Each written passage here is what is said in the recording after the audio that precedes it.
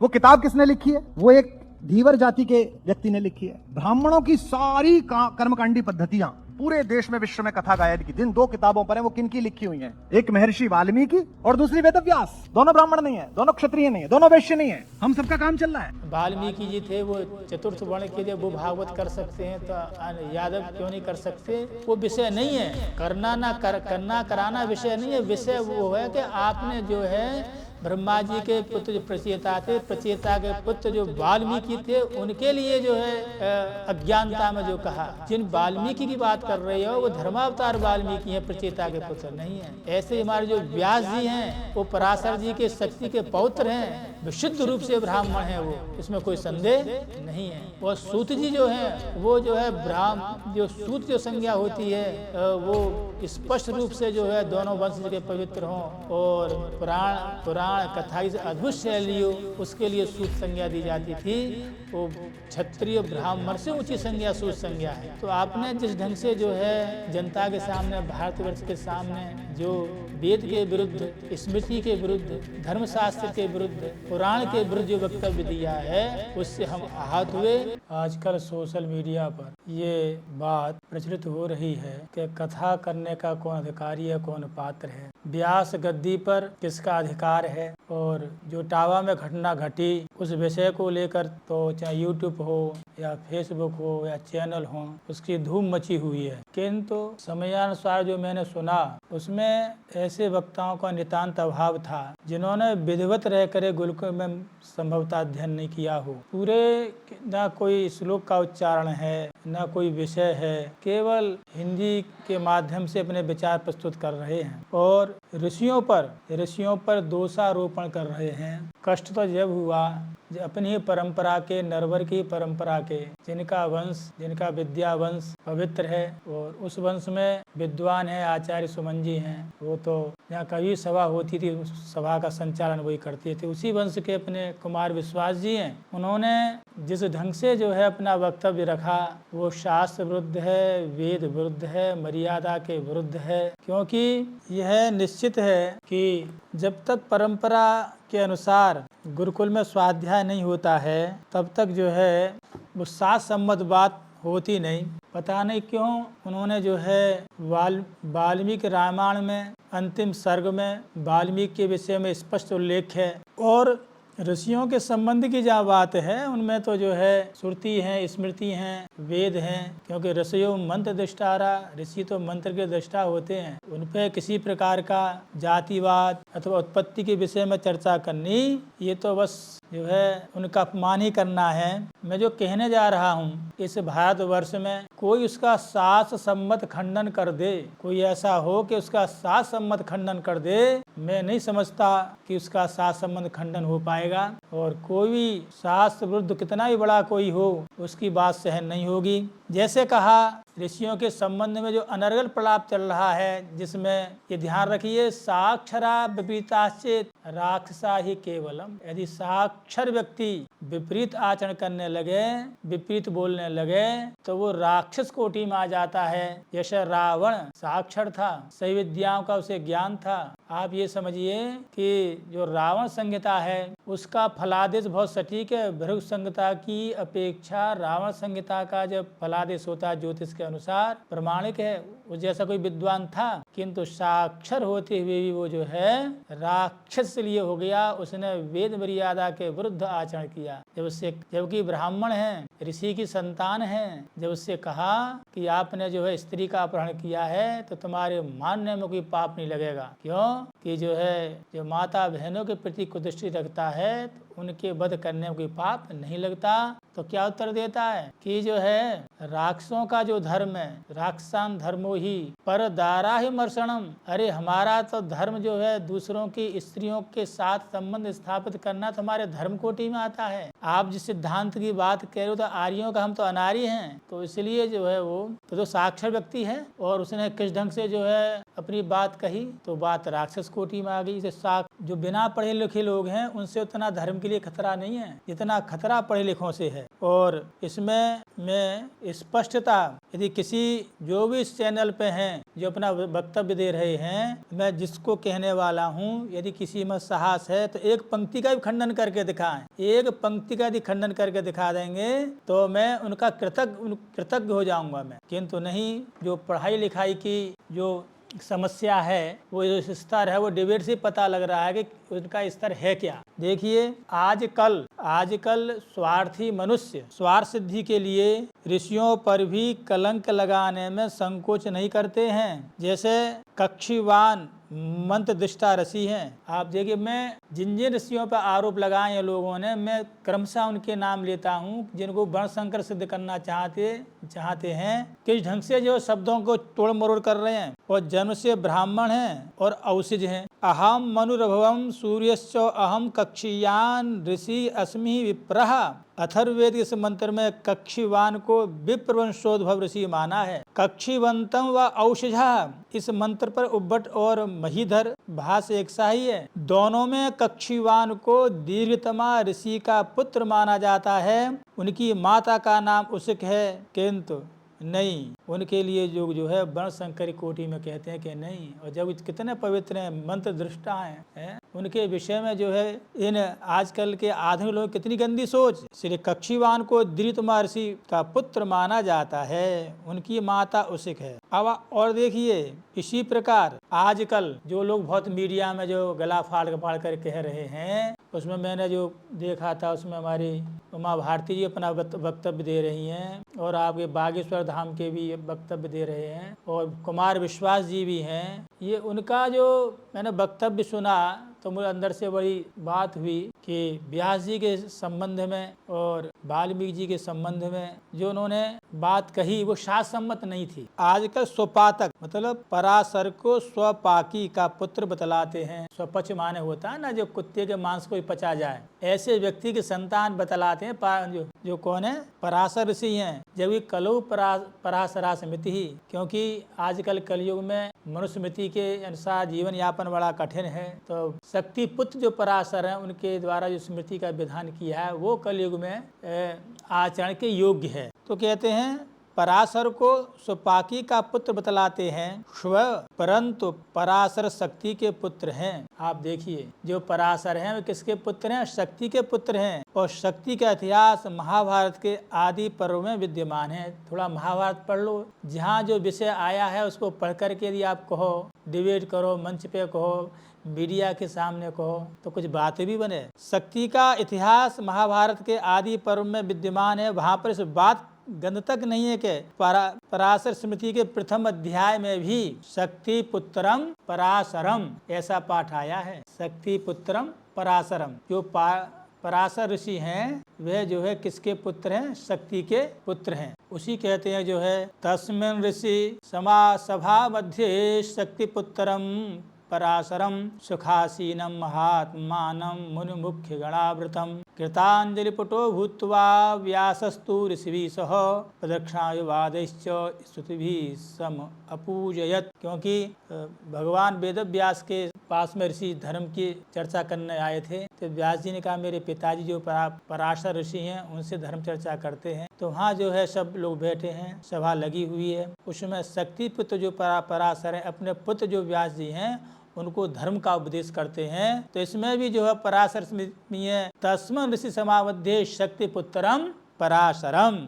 देखिए, ऐसा स्पष्ट निर्देश है, कहीं कोई शंका है ही नहीं। इसलिए उन पर स्वपाकी पुत्र होने का आक्षेप करना है कि सरासर अन्याय है। व्यास की माता सत्यवती, अब वो कहते हैं ना सत्यवती जो धीमर निषाद थे उनकी पुत्री थी और उनसे उनका जन्म हुआ है। वो यही है कि बस क्या कहा जाए, अपना कहीं सुन लिया और अपने ढंग से जो व्याख्या होती है पुराणों में अथवा श्लोक की सीधी नहीं होती है। हमारे दिव्य कीर्ति थे, उन्होंने सीता जी के विषय में कहा, महाभारत का उदाहरण दिया, हमने उनसे प्रश्न किया, उनका उत्तर आज तक नहीं आया। मैंने कि थोड़ा भी आपको संस्कृत का ज्ञान होता तो आप जो है सीता जी के विषय में ऐसा वक्तव्य न देते, और यदि है तो हम आपको श्लोक बोलते हैं कि रामस्य भगिनी सीता असंगत्या संगति ही पार्वती पति गोविंदो कालस्य कुटलागति। आप थोड़ा इस श्लोक का अर्थ बता दो। तो इन लोगों क्या वो गूगल महाराज इन लोगों के उस पर सर्च की, उस पर तो आ ही नहीं सकता, कैसे आ जाएगा। तो आज तक इसका अर्थ करके नहीं दिया है। तो जितने भी ये आपके लोग बैठे हुए हैं भाषणबाजी करने के लिए, इन्होंने कभी न महाभारत का अध्ययन किया है, जैसा लिखा है वैसा ही सुन लिया है, परंपरा से पढ़े नहीं, परंपरा के अनुसार उसका अध्ययन नहीं किया।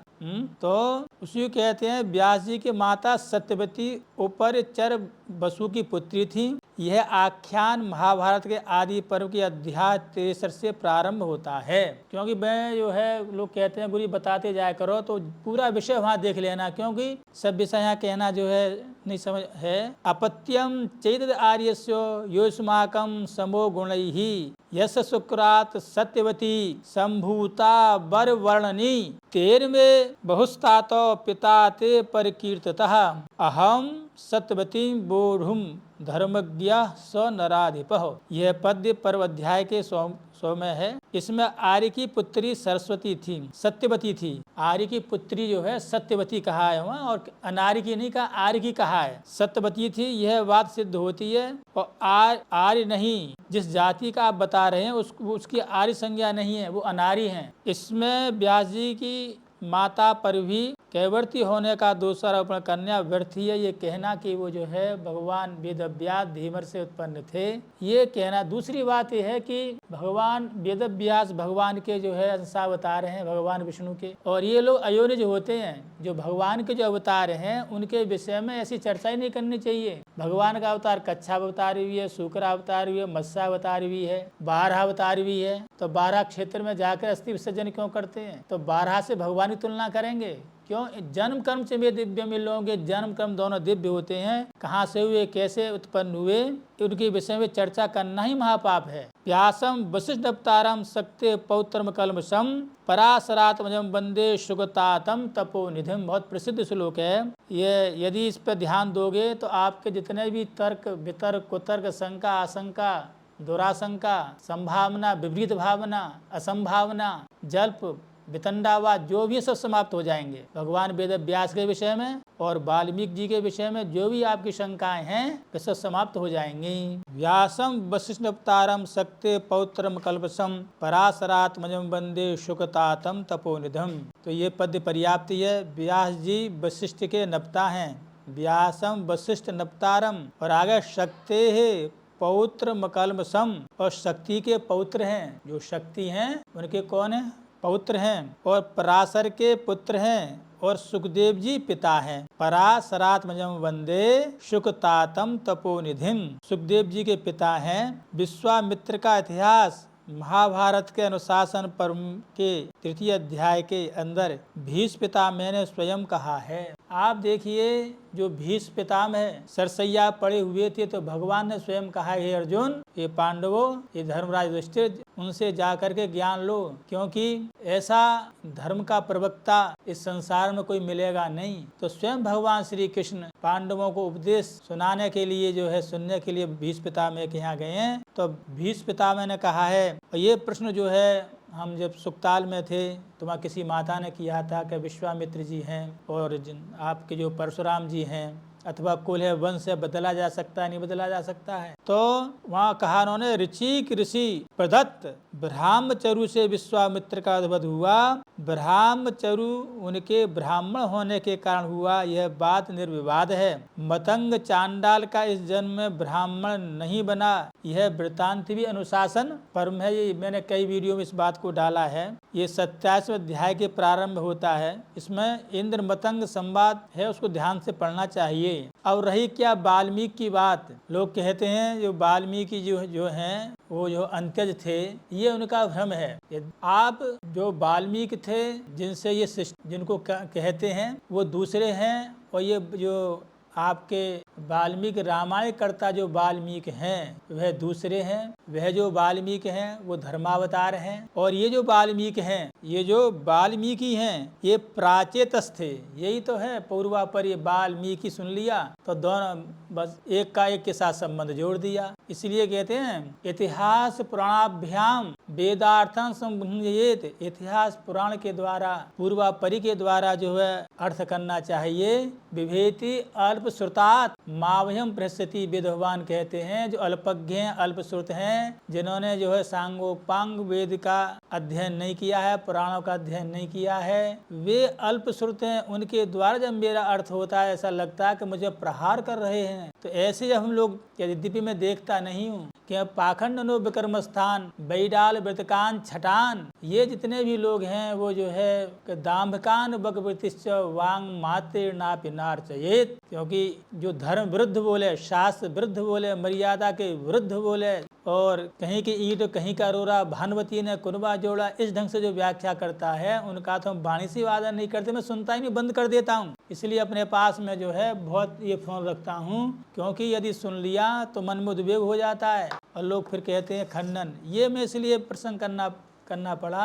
हमारे विपिन जी त्रिवेदी जी के पुत्र हैं, तो उन्होंने कुमार विश्वास जी की वीडियो सुनी होगी, और उनके परिवार का उनसे बड़ा संबंध रहा है, उनके पिताजी का आना जाना रहा। तो रात्रि में फोन आया कि मुझे बहुत कष्ट है, उनके द्वारा जो व्यास जी की वाल्मीकि की जो व्याख्या की गई है उससे मुझे बड़ा कष्ट है। आप मेरे अनुज हैं, आप इस पर कुछ कह सकें तो अवश्य कहिए। तो हमारे अग्रज हैं, तो उनकी वाणी का हमने आदर किया, और मन में आया कि नहीं, जब उन्हें इतना कष्ट है तो बहुत से लोगों को कष्ट होगा, इसलिए अपनी बात कहनी चाहिए। यद्यपि इस समय उनका जो अहंकार है वो चरम पर है, क्योंकि उनके जब बोलते हैं तो उनके हजारों लोग भीड़ रहती है। उनके यहाँ देश प्रधानमंत्री हों चाहे राष्ट्रपति हों या सब लोग से संबंध है, आना जाना है। तो जब लोग अधिक मान सम्मान बढ़ जाता है तो वो सबसे पहले शास्त्र मर्यादा ही अतिक्रमण करते हैं, और कहीं राजनीतिक महत्वाकांक्षा जीवन में आ जाए तो अर्थ का अनर्थ ही कर देंगे। तो ये न ते पितरो याता, ये न याता पितामहा,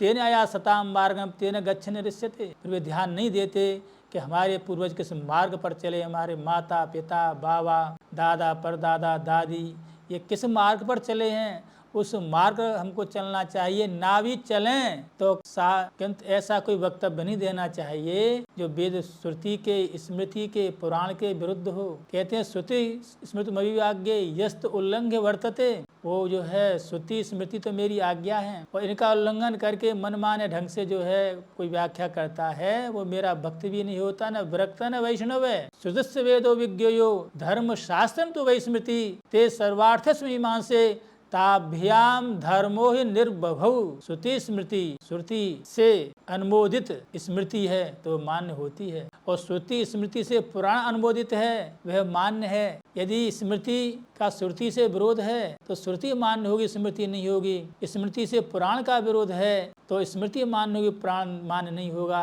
ऐसे इतिहास है। तो इसलिए तीनों का सामंजस्य करने के बाद में कोई वक्तव्य देना चाहिए। आप तो ये मीडिया सामने आ गया, प्रश्न कर दिया, आपने कह दिया, ये नहीं मालूम कि उससे कितने लोगों के कितने जो व्यक्ति होंगे जिनके हृदय को आघात लगेगा। तो वाल्मीकि प्राचीतस्ते प्रचेता ब्रह्मा के मानस पुत्र थे, यह बात उत्तर कांड के अंतिम सर्ग के अंतिम पद्य में सिद्ध होती है। ये बात जो है अंतिम पद्य में सिद्ध होती है, उसका हम कहेंगे। आप जो है जब रामायण पढ़ेंगे, वाल्मीकि उत्तरकांड पढ़ेंगे, उसमें जो पद्य से स्पष्ट ढंग से कहा है कि ये जो है ये आपके जो है वाल्मीकि जो है हमारे वाल्मीकि जो ऋषि प्राचीतस के पुत्र थे, और उनके द्वारा जो रामायण लिखी गई उस रामायण का जो है ब्रह्मा जी ने अनुमोदन किया है। ये बात भी वाल्मीकि रामायण में लिखी गई है, और स्पष्ट रूप से कही गई है कि ये प्राचेतस थे, प्रचेता ब्रह्मा के मानस पुत्र थे, और यह तो इसलिए प्राचेतस बने, अर्थात ब्रह्मा जी के पुत्र कौन है? प्रचेता, और प्रचेता के पुत्र कौन? वाल्मीकि हुए। तो इसलिए जो है जो वाल्मीकि हैं तो ये चतुर्थ वर्ण के हैं। ये बात कहीं से है ही नहीं, कहाँ से आप लोगों ने कह दी। हम ऐसा नहीं है कि हम केवल जो लिखा है शास्त्र में पुराणों में उसको कह रहे हैं, और उसके विपरीत जैसे आपने कहा है मात्र उसका हम जो है जनता के सामने लाना चाहते हैं। और देखिए, और भी उतास मैत्रा वर्णो वशिष्ठः उर्वश्या ब्रह्मन् मनसोऽधिजातः दृप्सं स्कन्नं ब्रह्मणः दैव्येन विश्वे देवा विश्वे देवः पुष्करेषु आददन्तो विद्युतो ज्योतिः परम संजिहानं मित्रावरुणः यद अपश्यतां त्वा तत्ते जन्मो नैकं वसिष्ठा अगस्त्यो यत्वा विष आज भारो सत्रेह जाता विशता नमोभिः कुंभे रेतः शिशुचतुः समानम ततोहमानम उदयाय मध्यात् ततो जातम ऋषिम आहुर वशिष्ठम। वशिष्ठ जी के विषय में लोग क्या क्या कल्पना करते हैं। ये आपके जो भी चीज है सब वेदोक्त है, जो भी विषय चल रहा है सब वेदोक्त है। वेद में जिन ऋषियों का वर्णन है, जिनका कथन है, कैसे उत्पत्ति हुई है, ये सब वैदिक है, स्मृति सम्मत है, पुराण सम्मत है, कहीं किसी का विरोध नहीं है। ऋग्वेद के मंत्रों वशिष्ठ की उत्पत्ति का वर्णन है। महाभारत के आदि में 7 वशिष्ठों का आख्यान मिलता है। वशिष्ठ की पत्नी अनुसूति भी वैदिक हैं। विवाह के समय उनका दर्शन कराया जाता है। जब विवाह होता है ना उस समय कभी अरुंधति के दर्शन करके आओ, क्यों, वो आप सदा सौभाग्यशालिनी रहेंगी। किंतु उन पर भी ये आजकल के कुतर्की लोग, पाखंडी लोग, विधर्मी लोग जो साक्षर होते हुए उनको जो विपरीत इनका आचरण हो गया है, ऐसे लोग क्या कहते हैं कि वो जो है वैश्या पुत्र होने का लांछन लगाते हैं कि भाई वशिष्ठ जी वैश्या के पुत्र थे।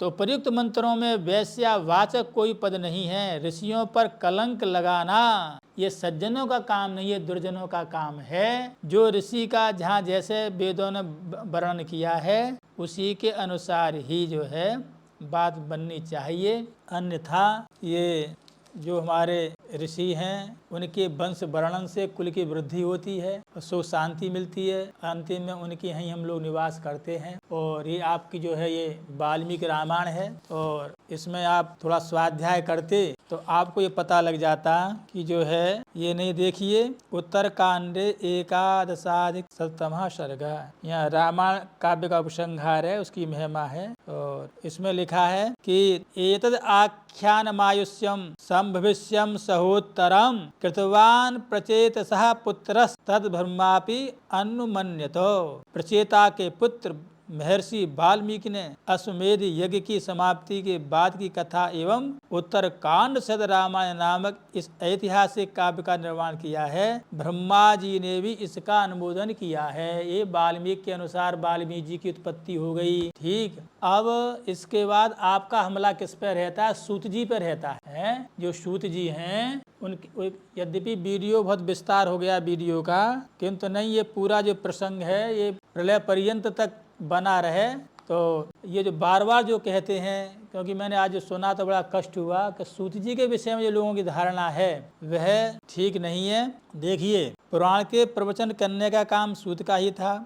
महाभारत तथा पुराण में सूत के प्रवक्ता के रूप में चित्रित किए हुए हैं। सूत जी जो है महाभारत हो या पुराण हो उसके सबसे अच्छे जो है वक्ता थे, और प्रश्नों का समाधान उनके द्वारा जो है संतोषजनक रूप से किया जाता था। हाँ, इसमें ध्यान देने की बात यह है कि 2 प्रकार के सूतों का कार्य क्षेत्र मिश्रण हो गया है। सूत वास्तव में प्राचीन भारत में एक प्रतिलोमवत जाति भी थी, और मनुस्मृति के आधारभूत सूत क्षत्रिय पिता से ब्राह्मणी में प्रतिलोम विवाह से उत्पन्न होने वाला व्यक्ति जो है क्षत्रिया सूत एव तू, ऐसा करके उसमें सूत शब्द आ गया है। किंतु ये जो पूरी प्रक्रिया है ये सूत जी हैं इसके विषय में नहीं है।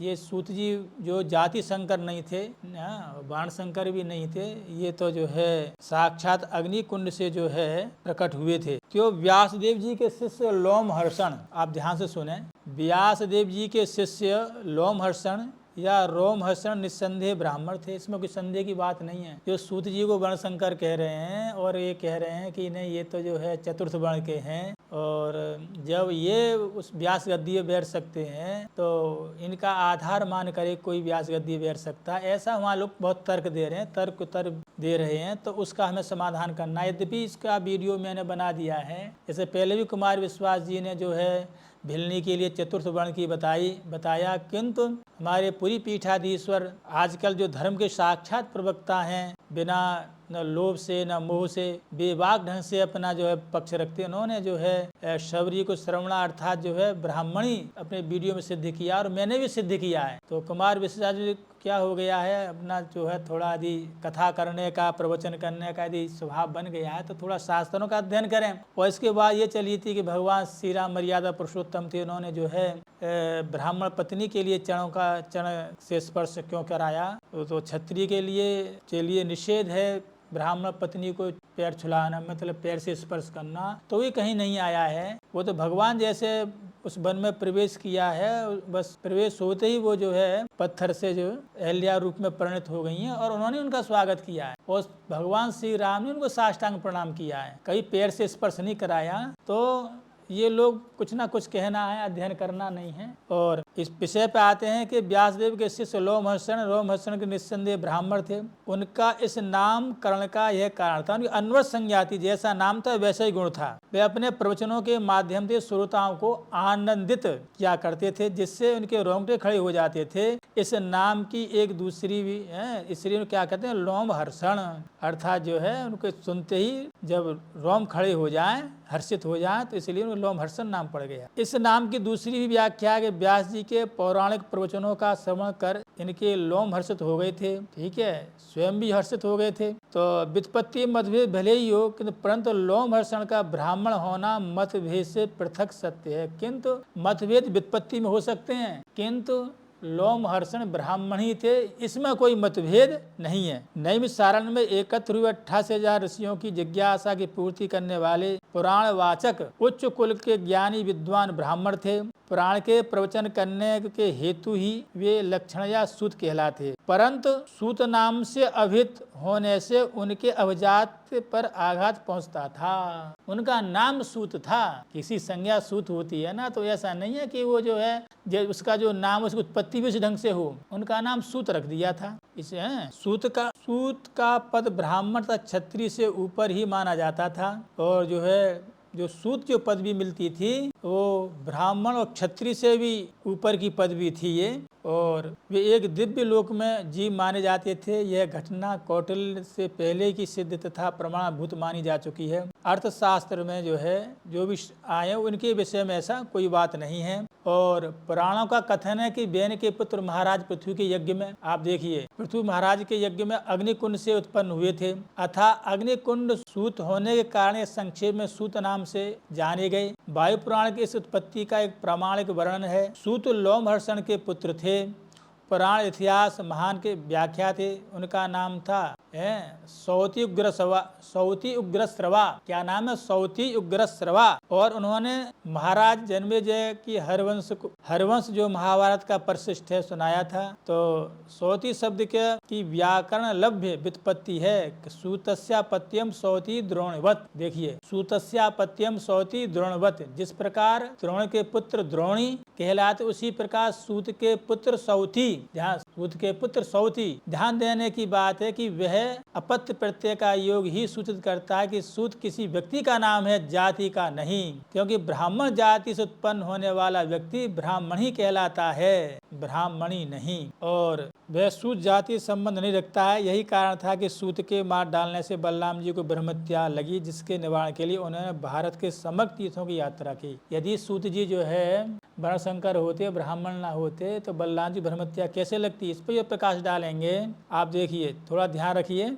वायु पुराण के श्लोक हैं कि वैन्यस्य तु पृथोर यज्ञे वर्तमाने महात्मनः सूत्याया वत्सूता प्रथमं वर्ण वैकृतम् ऐन्द्रेणो हविषा तत्र हवि प्रक्तम बृहस्पतिः जुहावेन्द्राय देवेनो तथा सूतो विजायतो। ऐसा हुआ कि जो है बृहस्पति का नाम लेकर के आहुति छोड़ी, उसी समय इंद्र का नाम लेकर के आहुति छोड़ी। तो बृहस्पति ब्राह्मण है, इंद्र क्षत्रिय हैं। तो उस ढंग से जो है जब दोनों चरुओं का आपस में टकराहट हुई तो इंद्र का जो अंश था वह भी आ गया, बृहस्पति का भी अंश आ गया, इसलिए उनको सूत कहा। वैसे जाति से सूत नहीं है, वो चरु के व्यत्यास से, चरु के सांकरी से जो है सूत नाम से विख्यात हुए। सूतः अग्निकुंड समुद्भूतः सूतो निर्मल मानसः। सूतः अग्निकुंड समुद्भूतः। ये सूत जो अग्निकुंड से उत्पन्न हुए हैं और निर्बल मानस है। अर्णजो लोम हर्षणः ये तस्य पुत्रः सौति उग्रश्रवः। अग्निज कौन है? लोम हर्षण है। उनके पुत्र कौन है? उग्रश्रवा। जब बलराम जी ने वध कर दिया है तो उनके पुत्र के लिए ही जो है व्यास गद्दी बैठाया है। यदि वो वर्णशंकर होते तो किस ढंग से उनको व्यास गद्दी बैठाया जा सकता था? आप करिए भागवत कथा करिए, किंतु सूत जी की ओट लेकर के क्या वो ऐसे थे इसलिए हम कर रहे हैं, ऐसा मत करिए। आप स्वतंत्र हैं, आप व्यास गद्दी पे बैठे हैं या जो ब्रह्मा की गद्दी बैठे हैं वो आप स्वतंत्र हैं। ब्राह्मण्याम क्षत्रियात सूता इति स्मृति उक्तः। यहाँ जो ब्राह्मण से क्षत्रिय में उत्पन्न होने से जो है सूत कहलाए, ऐसा नहीं कह सकते। क्यों? स्मृति से विरोध होगा। क्या होगा? तो 3-4 जो वक्तव्य थे वाल्मीकि जी के विषय में और जो है आपके सूत जी के विषय में और व्यास जी के विषय में, मुझे लगता है कि आप लोग जो है उससे निश्चित रूप से जो है संतुष्ट हुए होंगे। और थोड़ा सूत जी के विषय में लोग बहुत चर्चा कर रहे थे, तो एक बार जो है मैं और इनके विषय में थोड़ा डाल जाता हूँ। देखो, तीर्थ यात्रा के प्रसंग में बलराम जी के द्वारा ब्रह्मवत सूत जी का वध हुआ और उनको जो है ब्रह्म हत्या लगी, क्योंकि उसकी जो श्लोक में जो व्याख्या है कि पितुर्यज्ञ क्षत्रिय इंद्रस्य हविषा ब्राह्मण बृहस्पति है हविषा संप्रत्यक्त्वा ततएव। कि पृथु के यज्ञ में क्षत्रिय इंद्र है और जो है ब्राह्मण बृहस्पति हैं। आहुति लगी तो दोनों आहुति मिल गई, तो उससे जो है इनकी उत्पत्ति हो गई। इसे कुंडात उत्पन्नत्वेन जाति सूतत्वा भावस्य। कुंड से उत्पन्न होने के कारण जो है जाति सांकरी सूत जी में ये निश्चित है। चरु विक्षेप वैपरीत्या, चरु के विक्षेप से अर्थात बृहस्पति और इंद्र का एक साथ स्मरण करने से जो है चरु विक्षेप हुआ है, इसलिए जो है वो उस कुंड से उत्पन्न है। पृतलोम इति उक्तम, इसलिए उनको पृतलोम कहने लगे कि इसमें जो है क्षत्रिय मान इंद्र का भी अंश आ गया, बृहस्पति जी का अंश आ गया। इसका तात्पर्य हुआ भगवान पृथ्वी के यज्ञ में इंद्र को उद्देश्य करके जैसे हविष्य अग्नि को प्रदान किया जो कि क्षत्रिय कहे जाते हैं, उसी समय बृहस्पति को उद्देश्य करके अग्नि में हविष्य का प्रक्षेप किया जो कि ब्राह्मण माने जाते हैं।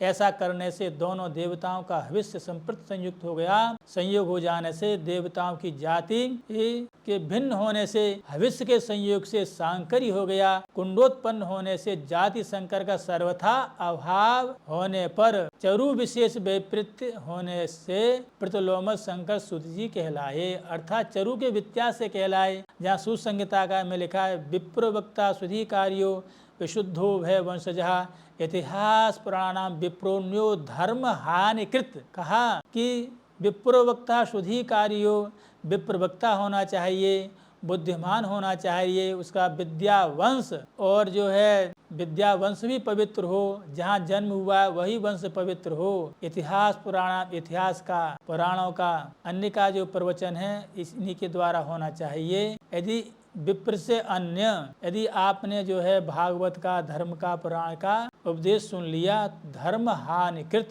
तो जो है धर्म से हानि ही होगी, क्योंकि विपरीत से इतिहास पुराण भागवत आदि श्रवण करने से हानि होगी है। और क्या कहते हैं, धर्मध्वजी को पाखंडी कहते हैं। बंध्या में धर्मध्वजनास्ते पातकनोधिकः, धर्मध्वजी पाखंडी होते हैं, वह जो महापातकी हैं, ब्रह्म हत्यारे हैं, गोहत्या करने वाले हैं, इससे अधिक पापी होते हैं जो धर्मध्वजी होते हैं। अधिका ब्रह्मत्यादि महापातकेभ्यो अधिक पापिनः सर्वेश्वर आज्ञा रूप वेदाति कर्म कार्यत्वात्। ब्रह्मत्यादि महापातक होते हैं, उनसे भी अधिक पातकी धर्मध्वजी माने जाते हैं। सर्वज्ञ सर्वोपास है, सर्वेश्वर ईश्वर की आज्ञा का उल्लंघन करते हैं, इस वेद की आज्ञा का अतिक्रमण करते हैं। वेद और स्मृति भगवान के शरीर ही हैं। क्यों? ऋषियों की प्रार्थना पर सूत जी के पुत्र उग्रश्रवा को पुराण का प्रवक्ता बनाया गया। आप देखिए पुराण का प्रवक्ता है, पुत्र पिता की आत्मा माना जाता है। वेद वेदांग इतिहास पुराण सभी विप्र से विधि पूर्वक श्रवण करने चाहिए। सौत स्मार्तम चित कर्मो जानतापि सर्वथा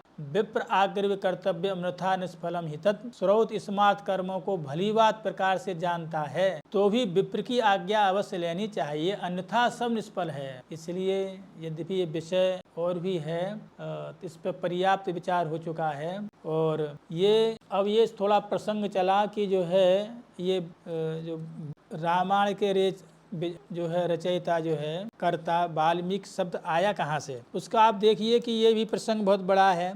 इसको भी मैं जो है संक्षिप्त में कह देता हूँ। ये मांडव ऋषि थे और उन पर चोरी का लांछन लगा तो उनको मांडव ऋषि को सूली पर चढ़ा दिया गया और 60,000 वर्ष पर्यंत वो सूली के नोक पर रहे। और एक शारीरी पतिव्रता स्त्री थी, उसके पति ने इच्छा की मैं वेश्या थी, बहुत सुंदर थी, उसके पास ले चलो, उसके काम वासना की शांति में वेश्या के साथ करूंगा।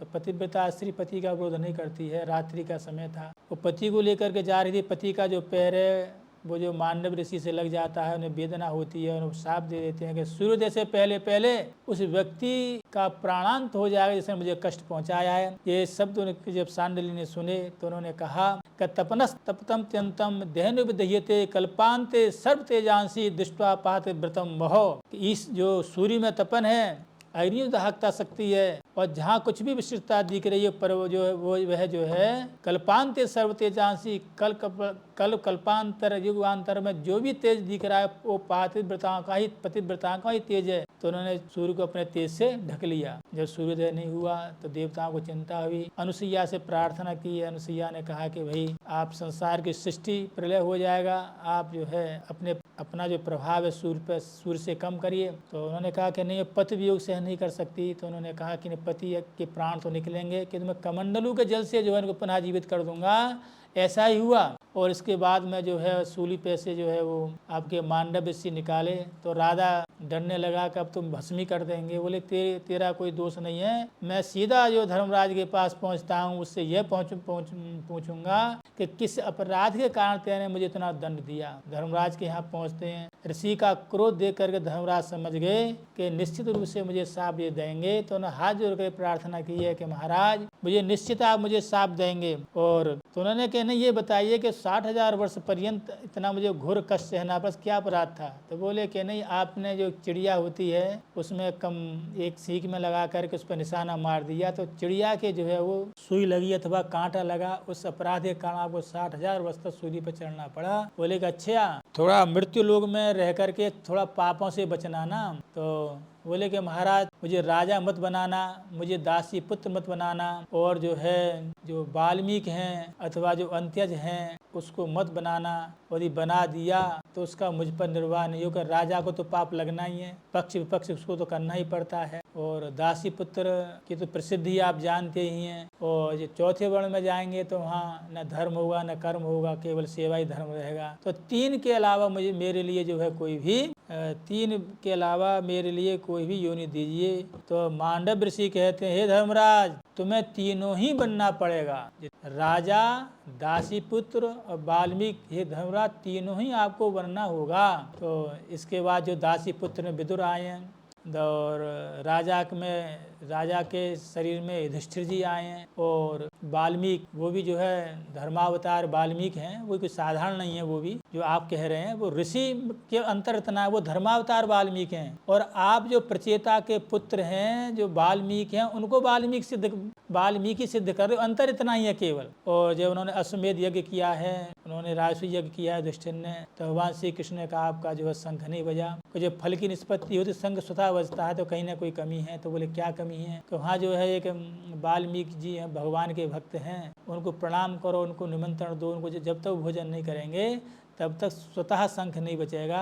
तो अर्जुन गए हैं, उनको साष्टांग प्रणाम किया है और कहा है आपका जो है वो कल भोजन है। बोले मैं तो गुप्त ढंग से रहता हूँ, ये कैसे खबर लगी। बोले भगवान की आज्ञा है। तो दूसरे दिन पहुँचे हैं तो उन्होंने जो है भोजन के लिए द्रौपदी ने भोजन बनाया है, पांचाली ने बड़े प्रेम पूर्वक। किंतु ऋषि पहुँचे, जितना ही उन्होंने भोजन बनाया था ना, वो एक में कर लिया, अब भोजन करने लगे। तो भोजन बनाने वाले थे, उनको बड़ा कष्ट हुआ। बोले कि मतलब किस ढंग से उन्हें भोजन तैयार किया है, उन्होंने सब एक में बुला लिया। तो बोले हाँ, ये क्या मतलब भोजन करना जाने, ठहरे तो वही, ऐसा कुछ उन्होंने व्यंग सा किया। शंख थोड़ा बजा नहीं। फिर तो भगवान से फिर प्रार्थना की, महाराज आपने जो है ये शंख बजा नहीं। तो उन्होंने कहा कि नहीं, यद्यपि श्रद्धा पूर्वक भोजन का निर्माण किया, और जब सभी वस्तुएं एक में मिला ली तो थोड़ा चित्त जो है द्रौपदी का खराब हो गया, इसकी वजह से जो नहीं है। फिर दूसरे दिन फिर भोजन बनता है, और जो वाल्मीकि जी भोजन करते हैं और शंख ध्वनि होने लगती है और राजसूय यज्ञ सफल हो जाता है, वो वाल्मीकि हैं। ये जो वाल्मीकि जो रामायण के जो कर्ता वो वाल्मीकि नहीं है, वो धर्मावतार वाल्मीकि हैं। इसलिए जब तक आप शास्त्रों का अध्ययन नहीं करोगे तो यही दुर्दशा होनी है शास्त्रों की। कहीं का ईंट कहीं का रोरा, भानुमति ने कुरबा दौड़ा।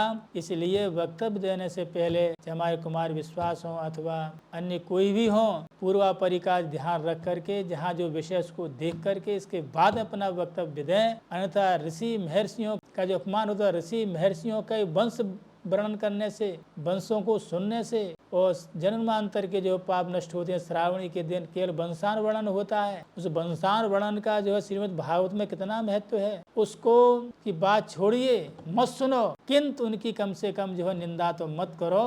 और जो जहाँ कोई मतलब शास्त्र से, न शास्त्र वेद से मतलब है, न स्मृति से मतलब, न प्राण से कहीं कोई विषय नहीं। आपने कह दिया कि नहीं जो वाल्मीकि जी थे वो चतुर्थ वर्ण के, जब वो भागवत कर सकते हैं तो यादव क्यों नहीं कर सकते? वो विषय नहीं है। करना कराना विषय नहीं है। विषय वो है कि आपने जो है ब्रह्मा जी के पुत्र जो प्रचेता थे, प्रचेता के पुत्र जो वाल्मीकि थे, उनके लिए जो है अज्ञानता में जो कहा, जिन वाल्मीकि की बात कर रहे हो वो धर्मावतार वाल्मीकि हैं, प्रचेता के पुत्र नहीं है। ऐसे हमारे जो व्यास जी हैं वो पराशर जी के शक्ति के पौत्र हैं, विशुद्ध रूप से ब्राह्मण हैं वो, इसमें कोई संदेह नहीं है। और सूत जी जो हैं वो जो है जो सूत जो संज्ञा होती है वो स्पष्ट रूप से जो है दोनों वंश के पवित्र हों और पुराण कथा से अद्भुत शैली हो, उसके लिए सूत संज्ञा दी जाती थी।